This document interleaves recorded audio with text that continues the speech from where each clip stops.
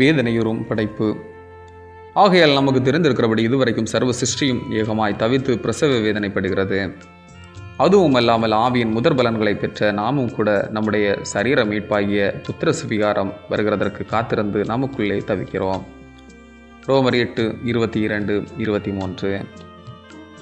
கிறிஸ்துவுக்காக வாழ்கின்ற மனிதன் மட்டுமல்ல, கடவுளின் முழு படைப்பும் வேதனைக்குள்ளாகவே இருக்கின்றது என்பதை சர்வ சிருஷ்டியும் ஏகமாய் தவித்து பிரசவ வேதனைப்படுகிறது என்று உவமையாக குறிப்பிடுகிறார்.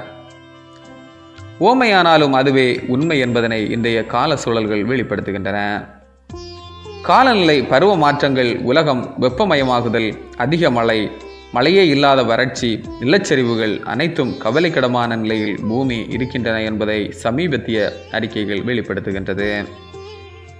வேகமாக உயரும் பூமியின் சராசரி வெப்பநிலை 1.5 செல்சியஸை தாண்டுவது பேரழிவுகளை கொண்டு வரும் எனவும், வளிமண்டலத்தில் கார்பன் டை ஆக்சைடின் அளவு 450 ppm அதாவது பார்ட்ஸ் பெர் மில்லியன் அதிகமானால் மீண்டும் திருப்பி கொண்டு வர இயலாத அளவிற்கு பூமியில் காலநிலை மாற்றங்கள் ஏற்படும் என்றும் கணிக்கப்பட்டுள்ள நிலையில் 2022 ஜூன் கணக்கீடுகளின்படி 421 ppm அளவில் உள்ளன. இது அழிவுக்கு நேரான இடைவெளிகள் குறைந்து வருகின்றன என்றும் அறிக்கைகள் உலகளவில் வெளியிடப்பட்டு இருக்கின்றன. வேதனையுறும் படைப்புகள் விடுதலை பெற வேண்டும் என்ற விழிப்புணர்வும், கடவுள் நமக்கு தந்த பூமியை நமது தலைமுறைக்கு அப்படியே கொடுக்க வேண்டும் என்ற பொறுப்புணர்வும் ஏற்பட வேண்டும்.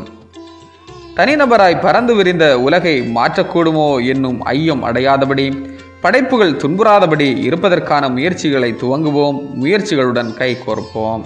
ஆமேன். இந்த நாள் உங்களுக்கு இனிய நாளாக மலரட்டும்.